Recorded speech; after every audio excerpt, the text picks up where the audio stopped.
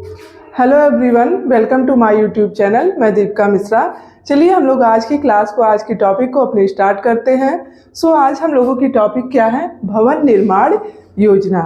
हम लोगों ने इसके पहले क्या पढ़ा था? आवास के बारे में। आवास यानी मकान। हमने क्या बताया? आवास जो मकान है वो सीमेंट बालू ईंट पत्थर का बना हुआ एक ढांचा मात्र होता है जिसे हम मकान कहते हैं। ओके, हमने घर भी बताया जिसको हम होम कहते हैं। होम हमारा क्या होता है? होम में पारिवारिक सदस्य की भावनात्मक और संवेगात्मक अनुभूति के साथ लोग संवेगात्मक रूप से जुड़े होते हैं, उसको हम घर कहते हैं। अब हम लोगों ने क्या देखा? नक्शे के बारे में देखा। हमारे मैप जो है वो कई प्रकार के होते हैं जिनके आधार पर हम अपने घर का यानी मकान का निर्माण करते हैं। तो आज हम लोगों की टॉपिक क्या है? भवन निर्माण योजना। One second. हमारी भवन निर्माण योजना। अब भवन निर्माण योजना में जैसे हम कोई भी कार्य करते हैं उसके लिए सबसे पहले हम कौन सा कार्य करते हैं? योजना बनाने का। हमने कई बार ये चीज़ आपको बताया, कोई भी कार्य करने से पहले हम चाहे उसकी माइंड में ही एक रूप रेखा बना लेते हैं उस योजना की, बट बनाते जरूर हैं जिससे हमारा कार्य क्या होता है? क्रमबद्ध सीक्वेंस वाइज सही तरीके से वह संपन्न होता है। बिना योजना के कोई भी कार्य हमारा पूर्ण रूप से सही ढंग से सुचारू रूप से संपन्न नहीं हो सकता। इसलिए कोई भी कार्य करने से पहले हमें एक अच्छी योजना बनानी चाहिए। तो उसकी योजना वो कोई ज़रूरी नहीं लिखित रूप में हो, हम उसके माइंड में भी उसकी रूपरेखा लेकर चल सकते हैं। तो जब हमको इतना बड़ा कार्य करना है, भवन निर्माण करवाना है, तो उसके लिए हमें योजना बना लेनी चाहिए ना। एक जो मिडिल क्लास का व्यक्ति है उसका आधे से ज़्यादा जीवन कहाँ बीत जाता है? घर को बनवाने में, उसको मेंटेन करने में ही उसका आधे से ज़्यादा जीवन बीत जाता है। तो इसलिए हमको अपने घर को बहुत सोच समझ कर बनवाना चाहिए जिससे पीढ़ी दर पीढ़ी लोग, 2-3 पीढ़ी के लोग उसमें सही से रह सकते, घर हमारा इतना मजबूत हो। तो जब हम योजनाबद्ध तरीके से कार्य करेंगे तो हमारा कार्य कैसा होगा? अच्छा होगा। तो आज हम लोग भवन निर्माण योजना के बारे में पढ़ेंगे। अब इसके अंतर्गत हमारा आता है क्या कि हमारी सबसे पहले क्या है? भवन निर्माण करने के लिए हमें किसकी ज़रूरत है? भूमि यानी ज़मीन की ज़रूरत है। तो इसके अंतर्गत सबसे पहले हम लोग भूमि के बारे में पढ़ेंगे। हमारी ज़मीन कैसी होनी चाहिए, किस जगह पर किस प्रकार की ज़मीन होनी चाहिए, पहले हम इसको देखेंगे। जब हम घर बनवाते हैं ना तो कई तरह के सीक्वेंस क्रम गुजरते हुए तब हम घर को बनाने का कार्य करते हैं। पहले हम क्या करते हैं? एक ज़मीन लेते हैं और ज़मीन लेने के पहले भी हम 10 बार सोच विचार करते हैं कौन सी ज़मीन कहाँ सही रहेगी, कौन सी ज़मीन सही है, कौन सी नहीं है। तो सबसे पहले हम भूमि के बारे में देखेंगे कि हमें कहाँ ज़मीन लेनी चाहिए, कैसी ज़मीन लेनी चाहिए। फिर उसके बाद हम क्या देखते हैं? भूमि की मिट्टी। भूमि के बारे में हम देखेंगे। फिर हम क्या देखेंगे? भूमि की मिट्टी कैसी होनी चाहिए। कैसी होनी चाहिए? भूमि की मिट्टी। फिर हम इसके अंतर्गत और क्या आता है हमारा? हमारे घर का बनावट कैसा होना चाहिए। कैसा? घर की बनावट। और क्या इसके अंतर्गत आता है? अमुक दिशा, यानी घर का जो मुख है या द्वार है वो किस दिशा में होना चाहिए। तो ये सारी योजना हमको एक घर को बनाने की पूर्ण योजना कर लेनी चाहिए कि हम क्या क्या देखते हुए, किन किन बातों का ध्यान रखते हुए अपने घर को बनाएंगे। तो सबसे पहले क्या करते हैं? हम भूमि को लेते हैं। क्या करते हैं? ज़मीन खरीदते हैं। अब ज़मीन खरीदने जब जाते हैं तो हम लोगों को कई बातों को अपने माइंड में ध्यान में रखना चाहिए। उन चीज़ों को देखते हुए, परख करते हुए तभी हमें ज़मीन यानी भूमि लेना चाहिए। अब सबसे पहली बात क्या है? भूमि हमें जो हमारा भूमि है, पहले हम इसके बारे में देखेंगे कि भूमि कैसा होना चाहिए। भूमि हमारा वो जो है यानी भूखंड। क्या कहते हैं इसको? भूखंड। तो हमारा भूखंड ऐसा हो जहाँ जमीन लो वो कैसा हो? ऊंचाई पर होना चाहिए। कैसा होना चाहिए? ऊंचा होना चाहिए। ओके, हमारी जमीन जहाँ हो वो क्या होना चाहिए? हमारी जमीन ऊंचाई पर होना चाहिए यानी ऊंचे स्थान पर होना चाहिए। जैसे सपोज दैट, मान लीजिए ये जमीन है, यहाँ ऊंचाई है। क्या है? यहाँ ऊंचाई है और यहाँ ढलान यहाँ नीचा है।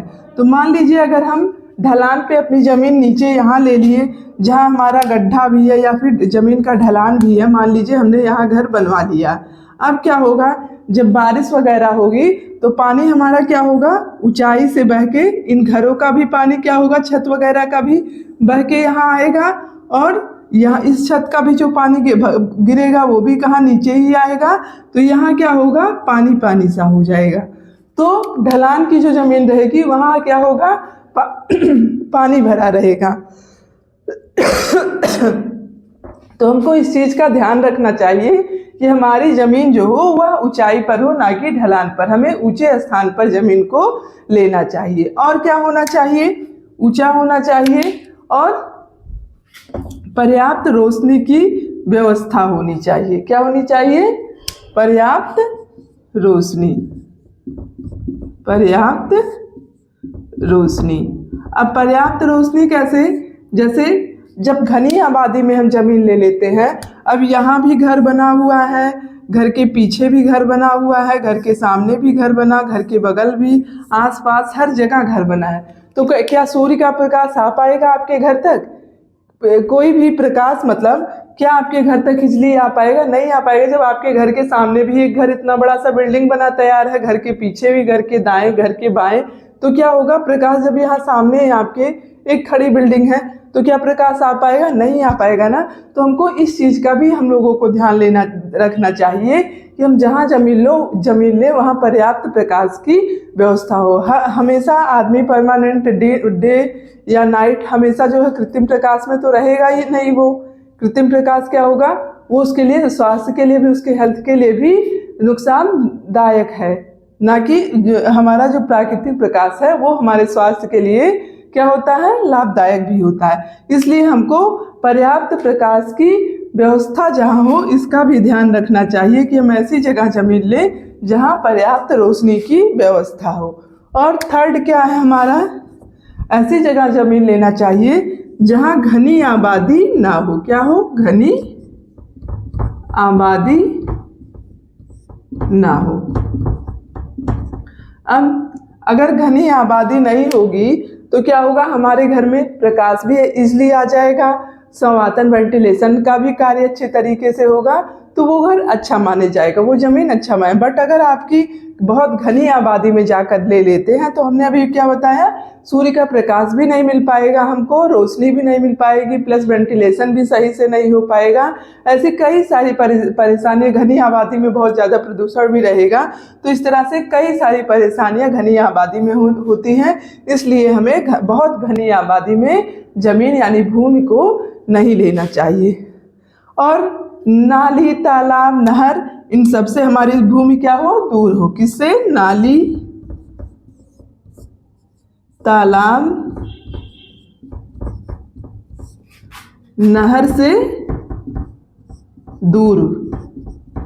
क्या हो, नहर से दूर हो। जमीन कहाँ हो, नाली, तालाब, नहर से दूर हो। अब नाली तालाब जो है ये मच्छर, मक्खियों, कीट आदि क्या करते हैं, रोगाणु को उत्पन्न करने का कार्य करते हैं। हमारे मच्छर के थ्रू, मक्खियों के थ्रू क्या होते हैं, कीटाणुओं के द्वारा रोगाणु का फैलाव होता है, संक्रमण रोग वगैरह होते हैं। तो इसलिए हमें नाली, तालाब, नहर, इन सभी जगह से दूर अपनी ज़मीन को लेना चाहिए, क्योंकि ये संक्रामक रोग फैलने की संभावना यहाँ ज़्यादा रहती है। और क्या होना चाहिए, फैक्ट्री, मिल, कारखाना से दूर हो। क्या, हमारा ज़मीन जो है फैक्ट्री, मिल, कारखाना, इन सभी से दूर हो। क्योंकि जब फैक्ट्री, मिल, जहाँ कारखाने, ये सारी चीज़ें चलती हैं तो क्या होता है, वहाँ आवाज़ भी काफ़ी होती है, तो वॉइस पोल्यूशन भी होगा, लोग हमेशा डिस्टर्ब रहेंगे। और सेकंड हमारा क्या है कि जैसे उन सभी से जो धुआं वगैरह या और जो कचरे वगैरह निकलते हैं वे हमारे वातावरण को दूषित करते हैं, जो हमारे स्वास्थ्य के लिए हानिकारक होते हैं। तो इसलिए हमें फैक्ट्री, मिल, कारखाने वगैरह से दूर हमको ज़मीन लेना चाहिए। अभी मैं कहीं गई थी पेपर देने, मेरा सेंटर गया था, वहाँ पे क्या था, कपड़े वाली, धागा काटने वाली, जो सूत काटने वाली मशीन चल रही थी, खट खट की आवाज़ हो रही थी, मतलब पेपर देने में भी डिस्टरबेंस हो रही थी। तो इस तरह से क्या होना चाहिए, हमको फैक्ट्री, मिल, कारखाने, इन सभी जगह से दूर हमको भूमि लेना चाहिए। आई बात समझ में। और बड़े पेड़ पौधे जो होते हैं, इनसे भी दूर जमीन लेना चाहिए। कैसे? बड़े पेड़ पौधों से दूर। अब इसका मतलब ये नहीं है कि आप जहाँ हरियाली हो वहाँ जमीन लीजिए ही मत। कहने का मतलब ये नहीं है, क्योंकि हमारे लिए हरियाली, पर्यावरण के लिए पेड़ पौधों का होना जरूरी है, जो हमारे स्वास्थ्य के लिए क्या है, हितकर है, क्योंकि ये क्या करते हैं, हमें ऑक्सीजन देने का कार्य करते हैं। तो इसलिए पेड़ पौधों का होना जरूरी है। बट जो हमारे लंबे बहुत बड़े बड़े पेड़ होते हैं, उनके पास हमको बगल में जमीन नहीं लेना चाहिए। एक तो क्या होता है, हवा वगैरह से पत्ती वगैरह बार बार आएंगी तो क्या होगा, घर गंदा होगा। दूसरी बात ये है कि प्राकृतिक आपदा जैसे भूकंप वगैरह आने पर क्या होगा कि वो हमारे घर के ऊपर गिरने की संभावना ज़्यादा है, जिससे खतरा हो सकता है। तो इसलिए हमें बड़े बड़े जो पेड़ पौधे होते हैं उनसे दूर। अब ये नहीं कि कहीं आप जंगल के बगल में जाके जमीन, इस तरह नहीं करना चाहिए।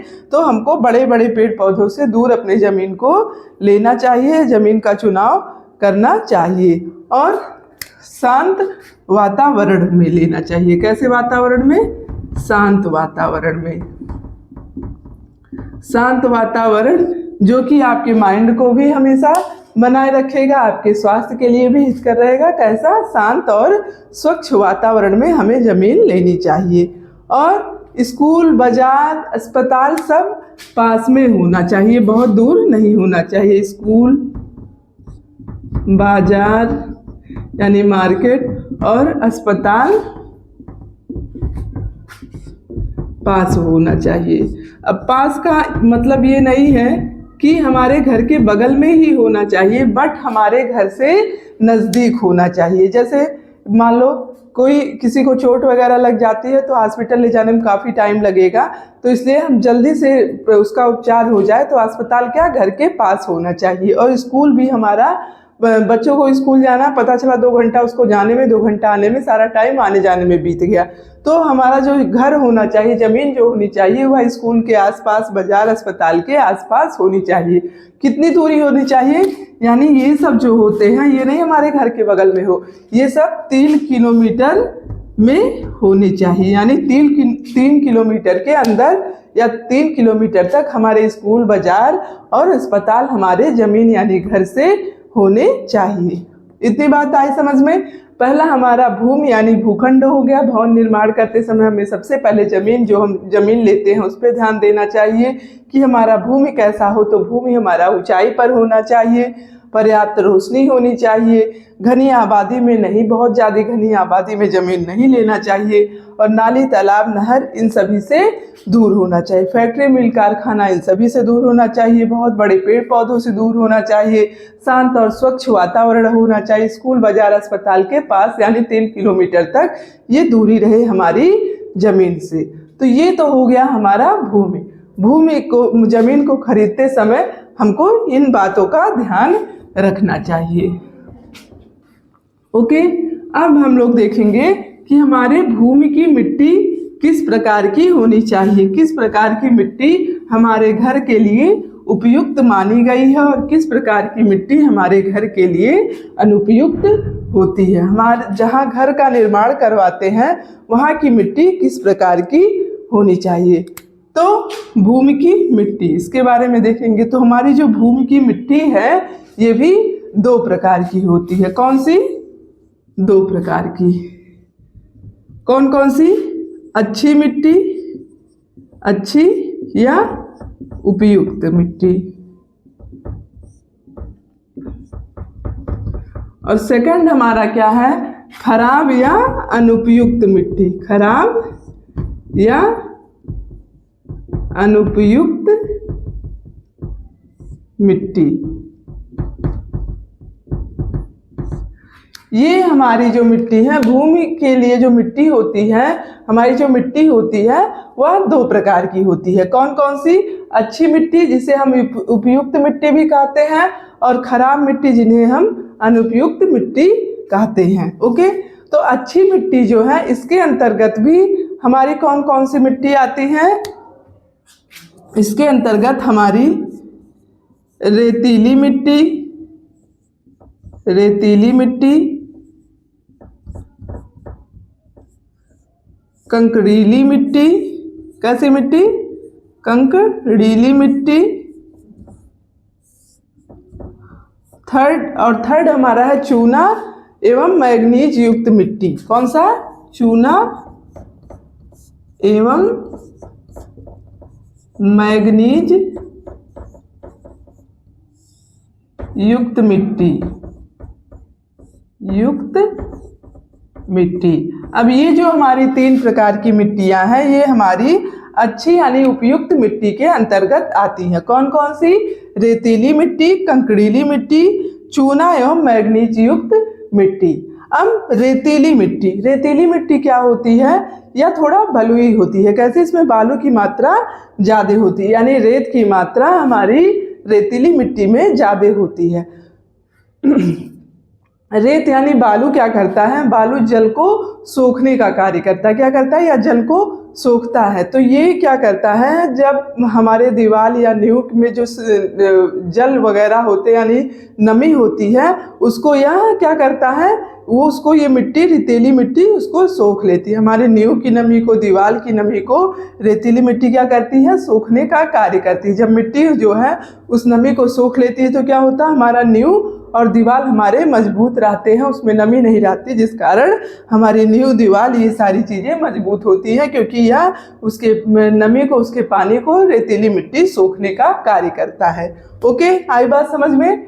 सेकंड हमारा क्या है? कंकरीली मिट्टी। कंकरीली मिट्टी क्या है? ये वो ऐसी मिट्टी होती है, ये जल को सोखने का कार्य नहीं करती है, बट ये क्या करती है? जल को छान के अंदर तक, जमीन की सतह तक यह पहुंचाने का कार्य करती है। क्या करती है? कंकरीली मिट्टी जो होती है या जल को सोखती नहीं है, या उसको जल को जो है छान कर पूरा जमीन की सतह तक पहुंचा देती है। जैसे ये जल को छान के क्या करेगी? पूरा जमीन की सतह तक पहुंचा देगी। जब यह जमीन की सतह तक नमी को पहुंचा देगी तो क्या होगा? हमारी नींव भी मजबूत होगी, हमारे नींव में नमी नहीं रहेगी, प्लस हमारी दीवार में भी नमी नहीं रहेगी, वह मजबूत होगी। तो क्या होगा? ये हमारे नमी से जब बचे रहेंगे तो हमारे दीवार और घर मजबूत रहेगा, जिससे वह काफ़ी सालों तक चलता रहेगा, उसमें टूटने फूटने का डर नहीं रहेगा। तो कंकरीली मिट्टी क्या करती है? यह जल को यानी पानी को, नमी को छान कर पूरा जमीन की सतह नीचे तक पहुंचा देती है, जिससे हमारा घर जो है मजबूत रहता है। और चूना एवं मैग्नीज युक्त मिट्टी क्या है? चूना और मैग्नीज युक्त मिट्टी क्या है? चूने में क्या? कैल्शियम की मात्रा ज़्यादा होती है ना, तो ये क्या करता है? जैसे कैल्शियम क्या होता है? हमारे हड्डियों के लिए जिस तरह से कैल्शियम मजबूती प्रदान करने का कार्य करता है, हमारे हड्डियों में सबसे अधिक मात्रा किसकी? कैल्शियम की मात्रा ज़्यादा होती है ना, तो ये क्या करता है? हमारी हड्डियों को मजबूती प्रदान करने का कार्य करता है। ठीक उसी तरह से चूना और मैग्नीज भी क्या करते हैं? हमारे घर को कैल्शियम यानी मजबूती प्रदान करने का कार्य कौन करता है? चूना और मैग्नीज युक्त मिट्टी। ये हमारे घर को क्या करती है? बॉन्ड सा बनाए रखती हैं, बांधे रखती हैं, जिससे हमारे घर को मजबूती मिलती है। आई बात समझ में? तो सब अच्छी मिट्टी कौन सी है घर के लिए? रेतीली मिट्टी, कंकरीली मिट्टी और चूना एवं मैग्नीज युक्त मिट्टी। सपोज दैट अगर आप इस टॉपिक को मत पढ़िए, आप नहीं पढ़ रहे हैं, आपको नहीं पता है रेतीली मिट्टी क्या है या कंकरीली मिट्टी क्या है, बट एग्जाम में ये क्वेश्चन आ जाता है कि घर बनवाने के लिए अच्छी मिट्टी कौन सी है, तो आप क्या करेंगे? रेतीली मिट्टी को क्या, अगर आप इसको पढ़े नहीं तो माइंड में यही तो आएगा, रेतीली मिट्टी घर बनवाने के लिए थोड़ी ना उपयुक्त है, तो पानी को सोखती है, घर को क्या करेगी? घर के लिए हानिकारक होगी, घर गिरा देगी, है ना। बट अगर आप इसको पढ़ लिए आपका कॉन्सेप्ट क्लियर हो जाएगा। सो आपको इसको जो है बस इजली मत देखिए कि ये तो बहुत ईजी है, जब आप इसको कॉन्सेप्ट को समझेंगे तो ये आपके लिए इजी हो जाएगा। ऊपर ऊपर से आपको इजी लगेगा बट क्वेश्चन इससे गलत होने की संभावना ज़्यादा होती है। ओके, तो कम टू द पॉइंट, क्या है? अच्छी मिट्टी हमारी कौन सी हो गई? रेतीली, कंकरीली, चूना और मैग्नीज युक्त मिट्टी। और खराब और अनुपयुक्त मिट्टी हमारी जो है ये हमारी है कौन सी मिट्टी? चिकनी मिट्टी। चिकनी मिट्टी क्या है? चिकनी मिट्टी। चिकनी मिट्टी क्या है? ये खराब और अनुपयुक्त मिट्टी होती है। किसके लिए? घर को बनवाने के लिए। यानी हम जहाँ घर लेते ज़मीन बनाते हैं वहाँ की मिट्टी चिकनी नहीं होनी चाहिए। चिकनी मिट्टी पहले क्या था, पहले के ज़माने में मिट्टी की दीवार वगैरह बनती थी तो उसमें प्लास्टर नहीं किया जाता था, मिट्टी से ही प्लास्टर करके फिर क्या होता था, उसको टाइम पे जैसे वो पुराना हो रहा, देखने में नहीं अच्छा लग रहा, तो उस पर ऊपर से मिट्टी, चिकनी मिट्टी के द्वारा ही क्या करते थे, पुताई कर देते थे चिकनी मिट्टी से ही। तो उसके लिए मिट्टी तो सही थी, बट अब क्या है, अब हम लोग मिट्टी का यूज नहीं कर रहे हैं ना। अगर हम चिकनी मिट्टी का यूज करेंगे तो हमारे घर को मजबूती नहीं प्रदान करेगी। ये चिकनी मिट्टी जो लिपाई पोताई के लिए तो सही है, लेकिन घर को बनवाने के लिए यह सही नहीं है। चिकनी मिट्टी का यूज किसके लिए सही रहता है? जैसे मूर्ति को बना रहे हैं, दिया वगैरह बना रहे हैं, इन सभी के लिए चिकनी मिट्टी उपयुक्त है। बट घर को बनाने के लिए मजबूती के दृष्टि से यह अच्छी मिट्टी नहीं है। कौन सी? चिकनी मिट्टी। और सेकंड हमारा क्या है? भराई की मिट्टी या बनाई मिट्टी। कौन सी मिट्टी? भराई या बनाई मिट्टी। अब भराई या बनाई मिट्टी क्या है, इसको हम लोग समझेंगे कि भराई और बनाई हुई मिट्टी क्या है। जैसे मान लीजिए आपने यहाँ जमीन लिया है, घर के बगल में भी घर बना हुआ है और घर के बगल इस साइड में भी घर बना हुआ है। अब यहाँ का जमीन जो है आपका काफ़ी कैसा है, घर के बीच में जो जमीन घर के बीच की है ये काफ़ी गहरी है, या फिर गड्ढा या तालाब वगैरह था जो कि अब सूख गया है, जिस कारण यहाँ की ज़मीन क्या है, काफ़ी गहरी। ये दोनों जो घर बने ये तो ऊंचाई के हैं, बट ये काफ़ी गहरी है, यहाँ की ज़मीन काफ़ी नीची है। तो हम लोग क्या करते हैं, हम भराई और बनाई की मिट्टी को इस तरह समझ सकते हैं। क्या करते हैं लोग, कूड़ा वगैरह इसमें प्लास्टिक वगैरह, कागज़ वगैरह, गत्ते वगैरह फेंक के इसको क्या करते हैं, भर देते हैं। क्या करते हैं? भरने का कार्य करते हैं। ये पूरा जो होता है कूड़ा वगैरह से, इसको प्लास्टिक, छिलके और कागज़ वगैरह से क्या करते हैं, पूरा इस ज़मीन को हम इन कूड़ा करकट के द्वारा भर देते हैं। फिर ऊपर से क्या करते हैं, कुछ मिट्टी डाल देते हैं जिससे यह बराबर हो जाता है। क्या होता है, कुछ मिट्टी की मात्रा डाल देते हैं तो यह बराबर हो जाता है। अब नीचे इसके क्या है, कूड़ा करकट है, और ऊपर थोड़ी सी क्या है, मिट्टी। तो ये मिट्टी थोड़ी ना, ये तो कूड़ा करकट है ना। तो इसीलिए हम इसको क्या कहते हैं, भराई या बनाई हुई मिट्टी। तो भराई और बनाई हुई मिट्टी जो होती है वो अनुपयुक्त, हमारे घर बनाने के लिए अनुपयुक्त यानी खराब मिट्टी होती है। अब क्या, हम इसमें थोड़ा सा नीचे तो कूड़ा है, पूरा का कूड़ा हमारा कूड़ा है, ऊपर थोड़ा हम मिट्टी डाल देते हैं और ऊपर से भी घर बनवा देते हैं। क्या है, घर बनवा देते हैं। अब इस प्रकार की मिट्टी हमने घर तो बनवा दिया, बट क्या होती है इस प्रकार की मिट्टी, अब क्या कूड़े करकट से हमारा घर मजबूत रहेगा, घर को नींव को बांधे रखने का कार्य करेगा, ये उतना मजबूत नहीं होगा। ओके, अब इसके नीचे जो कूड़ा करकट है तो ये मजबूत भी नहीं होगा। सेकंड हमारा क्या है कि कूड़ा करकट होने के कारण इससे क्या होता है, विषैली गैस निकलती है। क्या होगा, कूड़ा करकट के कारण विषैली गैस निकलती है जो हमारे घर के वातावरण को भी दूषित करेगी और उसमें रहने वाले लोगों के स्वास्थ्य के लिए भी यह काफ़ी हानिकारक होती है। तो ये क्या हुआ, तो ये खराब यानी अनुपयुक्त मिट्टी होती है। हमारे घर के लिए इस मिट्टी का चुनाव नहीं करना चाहिए। लोग क्या करते हैं, प्रेफरेंस तो देते हैं, प्रीफर तो करते हैं कि चलो ज़मीन ले रहे हैं, थोड़ा नीचे है बट सस्ता बहुत मिल रहा है, तो ज़मीन को ले लेते हैं, फिर उसको भरने का कार्य करते हैं। भराई हुई मिट्टी, बनाई हुई मिट्टी से ही उसको भरने का कार्य करते हैं, बट क्या होता है, वह नुकसानदेह होता है, हानिकारक होता है। ओके, तो हम जहाँ ज़मीन ले रहे हैं, जहाँ हमको घर बनवाना है, वहाँ की मिट्टी कैसी होनी चाहिए, अच्छी यानी उपयुक्त होनी चाहिए। अच्छी मिट्टी हमारी रेतीली, कंकड़ीली और चूना एवं मैग्नीज युक्त मिट्टी है। और कैसी मिट्टी नहीं होनी चाहिए, खराब यानी अनुपयुक्त मिट्टी नहीं होना चाहिए। उस मिट्टी में कौन सी मिट्टी आती है, चिकनी और भराई यानी बनाई हुई मिट्टी का यूज उस मिट्टी में हमें अपने घर को नहीं बनवाना चाहिए। ओके, तो ये हमारा हो गया भूमि की मिट्टी। घर को बनाते समय हमें भूमि की मिट्टी का ध्यान रखना चाहिए कि मिट्टी अच्छी है या बुरी। अब हम लोग देखेंगे घर की बनावट। जब हम लोग घर बनवाते हैं तो उसकी बनावट कैसी होनी चाहिए। ओके, घर बनवाते समय हमें घर की बनावट का भी विशेष ध्यान रखना चाहिए। ये हमारा भूम की मिट्टी हो गई, भूम हो गया। अब हम लोग घर की बनावट देखेंगे। अब घर बनवाते समय हमें क्या ध्यान रखना चाहिए घर की बनावट में? एक तो घर के आसपास खुला स्थान हो। क्या हो? घर के आसपास खुला स्थान हो। हमने जब मैप पढ़ा था, मैपिंग के बारे में, नक्शे के बारे में पढ़ा था, तो एक नक्शा हमने कौन सा बताया था? लैंडस्केप यानी उद्यान प्लान। उद्यान प्लान में क्या था कि हमारे घर के आसपास जो स्पेस यानी जो जगह होती है, जो हम लॉन छोड़ते हैं, वही हमारे उद्यान प्लान यानी लैंडस्केप के अंतर्गत आता है। तो हमारे नक्शे में भी इस चीज़ को स्थान दिया गया है, किसको? घर के आसपास खाली जगह होनी चाहिए। तो वही चीज़ इसमें भी है कि हमको भवन का निर्माण करते समय इस चीज़ पर ध्यान रखना चाहिए, इस चीज़ की योजना पहले से बना लेनी चाहिए कि उसके आसपास खुला स्थान हो। जैसे हम लोग घर बनवा रहे हैं तो क्या पीछे घर बन गया, आगे लॉन हो, या घर बनवा रहे हैं तो ये घर हो गया, अगल बगल सामने क्या है? खुला स्थान हो। इससे क्या होगा? प्रकाश भी आएगा और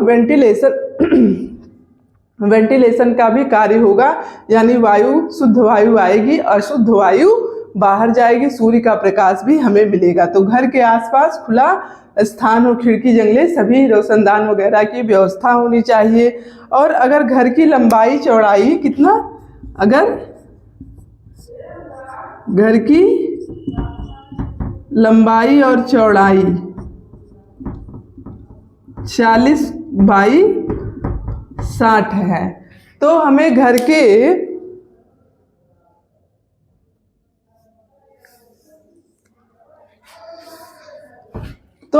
के बाहर की तरफ क्या करना चाहिए? घर की लंबाई 40x60 है, तो घर के बाहर की तरफ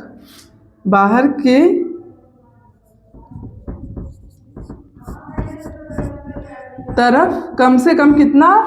8x10 या 10x12 फीट का स्थान कितना होना चाहिए? खुला होना चाहिए, यानी खाली होना चाहिए। क्या होना चाहिए? खाली होना चाहिए। इसका मतलब है जब हम घर बनवाते हैं तो हमको घर का बनावट सोचने से पहले, बनवाने से पहले ये निर्धारित कर लेना चाहिए कि मान लो अगर तुम्हारे प्लाट की लंबाई 40x60 है तो घर के बाहर की तरफ कम से कम 8x10 या 10x12 का जो है स्थान खाली होना चाहिए। इतने 8x10 में कोई चीज़ का निर्माण नहीं होना चाहिए, खाली किसके? गार्डनिंग वगैरह के लिए खाली होनी चाहिए। और घर के अगर बहुत ज़्यादा जगह है, बहुत स्पेसियस ज़मीन है आपकी, तो अगर आप चाहते हैं, अगर आप पर्यावरण प्रेमी हैं, गार्डनिंग वगैरह करना चाहते हैं, आपके पास पर्याप्त ज़मीन भी है, तो आप घर के पीछे भी कितना?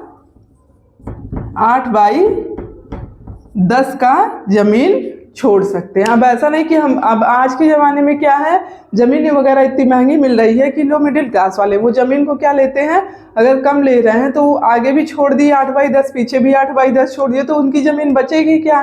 तो वो क्या करते हैं, आगे छोड़ दिए, पीछे नहीं। बट अगर आपके पास पर्याप्त जगह है, काफ़ी स्पेसियस है आपकी ज़मीन, तो अगर आप चाहते हैं तो पीछे भी ज़मीन छोड़ सकते हैं। कितना? 8x10 का। अब आप, जैसे आपसे पूछता है घर के आगे ज़मीन कितनी छोड़नी चाहिए, तो 8x10 या 10x12, अगर दोनों ऑप्शन में दिया रहता है तो आप 10x12 को प्रेफरेंस देंगे, क्योंकि 10 आपका क्या है, एक एवरेज 8x10 इसमें भी है, तो 10 के थोड़ा आगे पीछे हो सकता है। सो 8x10 या 10x12 होनी चाहिए। तो इस तरह से हमको घर की बनावट करते समय हमको उस लैंडस्केप वाले नक्शे का पालन करना चाहिए, यानी घर के आसपास जगह को खुला स्थान छोड़ देना चाहिए, वेंटिलेशन के लिए, गार्डनिंग के लिए, सूर्य के प्रकाश के लिए, जो कि हर तरह से हमारे लिए क्या है, लाभदायक है।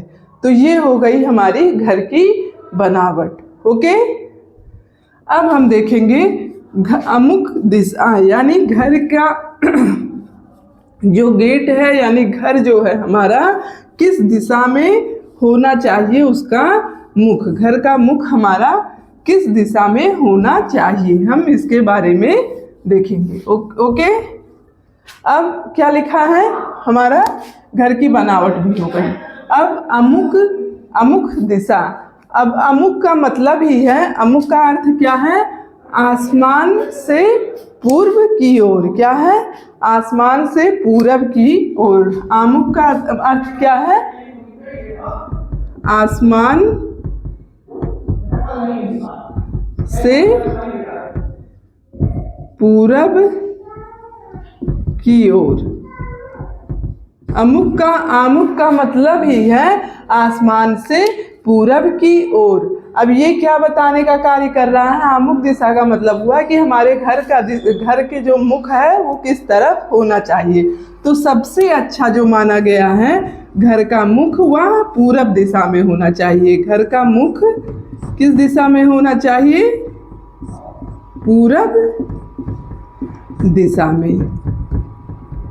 सबसे अच्छा माना गया है कि हमारे घर का मुख किधर हो, पूरब दिशा में हो, क्योंकि पूरब दिशा में होने पर क्या होगा, सूर्य का प्रकाश पर्याप्त मात्रा में मिलेगा, जिससे हमारे स्वास्थ्य को, हमने बार बार बताया, स्वास्थ्य के लिए लाभदायक, प्लस हमारे पेड़ पौधे सभी को सूर्य का प्रकाश आसानी से मिल सकेगा।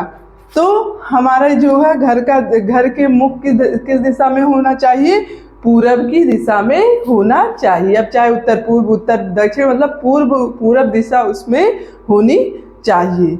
और बट अगर हम ठंडे प्रदेश में हैं तो हमारे घर का मुख किधर होना चाहिए, मान लो ठंडे प्रदेश में है, ठंडे प्रदेश में घर का मुख किधर होना चाहिए, घर का मुख दक्षिण दिशा में होना चाहिए। किधर होना चाहिए, दक्षिण दिशा में। दक्षिण दिशा में होने का फायदा क्या है कि दक्षिण दिशा में क्यों होना चाहिए, अगर हम ठंडे प्रदेश में हैं तो हमारे घर का मुख दक्षिण दिशा में होना चाहिए, क्योंकि ठंडे प्रदेश में क्या होता है, ठंडक में क्या होता है, सूर्य एक तो लेट से निकलता भी है और जल्दी ढल भी जाता है, उदय भी जल्दी होता है, सूर्यास्त भी जल्दी होता है, और सूर्य हमारा निकलता भी लेट से है ना। तो दक्षिण दिशा में क्या होता है, यह सूर्य का प्रकाश पर्याप्त मात्रा में दक्षिण दिशा में मिल जाता है, जिस कारण हमें ठंडे प्रदेश में घर का मुख दक्षिण दिशा में रखना चाहिए, क्योंकि जो है सूर्य जल्दी निकलता है, जल्दी ढल जाता है। अगर दक्षिण दिशा में हमारे घर का मुख है तो हमारा सूर्य का प्रकाश पर्याप्त टाइम तक, पर्याप्त मात्रा में दक्षिण दिशा में मिलता है। ओके, तो ये हुआ अमुक दिशा, यानी घर का मुख किस दिशा में होना चाहिए, घर का मुख पूरब दिशा में होना चाहिए और ठंडे प्रदेश में दक्षिण दिशा में। अमुक का मतलब ही है आसमान से पूरब, यानी पूरब की दिशा में घर का मुख अच्छा माना गया है।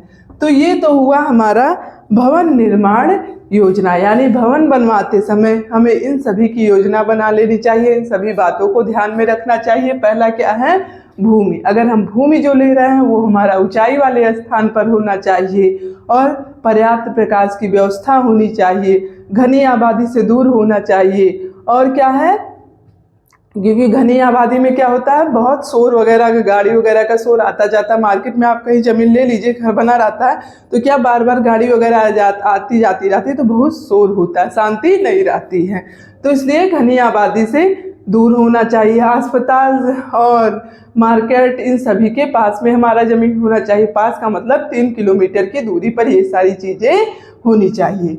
और सेकंड हमारा क्या है, भूमि की मिट्टी। भूमि की मिट्टी हमारी कैसी होनी चाहिए, हमने बताया भूमि की मिट्टी हमारी 2 प्रकार की होती है। कौन कौन सी, अच्छी मिट्टी और खराब मिट्टी। अच्छी मिट्टी हमने बताया रेतीली मिट्टी हुई। रेतीली मिट्टी क्या होता है, पानी को सोखने का कार्य करती है, जिससे हमारी नींव और दीवार मजबूत होती है। और कंकरीली मिट्टी जो होती है पानी को सोखती तो नहीं है, बट पानी को छानकर नीचे तक जमीन की सतह तक पहुंचा देती है, जिससे हमारे घर की दीवार और नींव में नमी नहीं रहती, वह मजबूत बनी रहती है, काफ़ी सालों साल चलता रहता हमारा घर। और थर्ड हमारा क्या है, चूना एवं मैग्नीज युक्त मिट्टी ये हमारे शरीर को हमारे घर को एक बॉन्डिंग का कार्य करती, बांधे रखने का कार्य करती है, जिससे हमारा घर मजबूत होता है। तो ये हो गई अच्छी मिट्टी। और ख़राब मिट्टी हमने बताया चिकनी मिट्टी होती है, जो हमारे घर के लिए उपयुक्त नहीं होती है, दिया मूर्ति वगैरह बनाने के लिए उपयुक्त है। और एक हमारी भराई यानी बनाई हुई मिट्टी, जो कूड़ा करकट से बनी होती है, उसको हम भराई यानी बनाई हुई मिट्टी कहती है, हमारे घर के लिए उपयुक्त नहीं होती। थर्ड हमने बताया घर की बनावट के बारे में। घर की बनावट में हमने बताया कि हम लोगों को घर ऐसी जगह बनवाना चाहिए जहाँ घर की बनावट ऐसी हो जहाँ अगल बगल स्पेस देके हमें अपने घर को बनवाना चाहिए, खाली जगह रहे किसके लिए, गार्डनिंग वगैरह के लिए, जिससे हमारे घर के अंदर सूर्य का प्रकाश और वेंटिलेशन वगैरह अच्छी तरीके से हो सके। और अमुक दिशा हमने बताया, अमुक का मतलब ही है, अर्थ ही है आसमान से पूर्व की ओर। तो हमारे घर की दिशा जो होनी चाहिए, घर का मुख किस दिशा में होना चाहिए, पूरब दिशा में होना चाहिए, क्योंकि इससे हमें सूर्य का प्रकाश, वेंटिलेशन वगैरह सब अच्छी तरीके से मिलेगा। हमारे पेड़ पौधों को भी पर्याप्त सूर्य का प्रकाश मिलेगा, प्लस हम लोगों को भी सूर्य का प्रकाश पर्याप्त मात्रा में मिलेगा। बट अगर ठंडे प्रदेश में है तो घर का मुख दक्षिण दिशा में होना चाहिए, क्योंकि क्या होता है, सूर्य की किरणें जो है पर्याप्त मात्रा में दक्षिण दिशा में मिलती हैं। हमने आज जितना समझाया वहाँ उतना कॉन्सेप्ट आप लोगों का क्लियर हो गया होगा। हमने भवन निर्माण के बारे में देखा कि मतलब आवास के बारे में, मकान क्या है हमारा, मकान बनाते समय हमें किन किन नक्शों की ज़रूरत होती है, हमारी रसोई कैसी होनी चाहिए, इसके बारे में हम लोगों ने देखा कि हमारी रसोई कितने प्रकार की, किन किन प्रकार की होती है, इसके बारे में पढ़ा। हमारी रसोई मुख्यतः 2 प्रकार की होती है, कौन कौन सी, पारंपरिक और आधुनिक रसोई। अब उसके बाद हम लोगों ने घर निर्माण योजना के बारे में पढ़ा कि निर्माण कराते समय किन किन बातों का ध्यान रखना चाहिए। अब आज हम लोगों की जो टॉपिक है यहाँ कंप्लीट होती है। कल एक दूसरी टॉपिक के साथ हम लोग मिलते हैं, तब तक के लिए bye bye. Thank you for watching.